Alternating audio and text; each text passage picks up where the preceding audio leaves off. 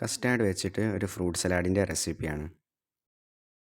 സ്റ്റൗവിലേക്കൊരു പാത്രം വെച്ച് അതിലേക്ക് പാലൊഴിച്ച് കൊടുക്കുക. ഒരു ബൗളിലേക്ക് 2 സ്പൂണ് കസ്റ്റാർഡ് ഇട്ട് കൊടുക്കുക. കുറച്ച് പാലൊഴിച്ച് കൊടുക്കുക. കട്ടയൊന്നുമില്ലാതെ നല്ലതുപോലെ ഒന്ന് മിക്സ് ചെയ്തെടുക്കുക. തിളച്ച പാലിലേക്ക് കസ്റ്റാർഡ് ഒഴിച്ച് കൊടുക്കുക. എന്നിട്ട് നല്ലതുപോലെ ഒന്ന് മിക്സ് ചെയ്ത് കൊടുക്കുക. ആവശ്യത്തിനുള്ള പഞ്ചസാര ചേർത്ത് കൊടുക്കുക. നല്ലതുപോലെ ഒന്ന് മിക്സ് ചെയ്ത് കൊടുക്കുക.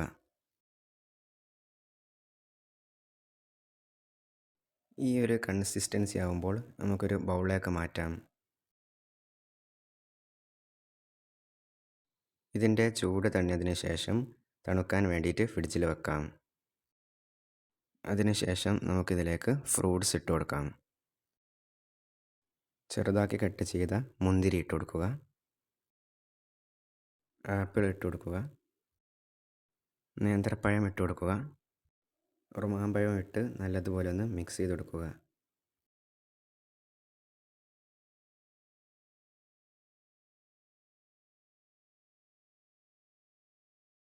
ഇനി ഇതൊരു ബൗളിലേക്ക് മാറ്റാം.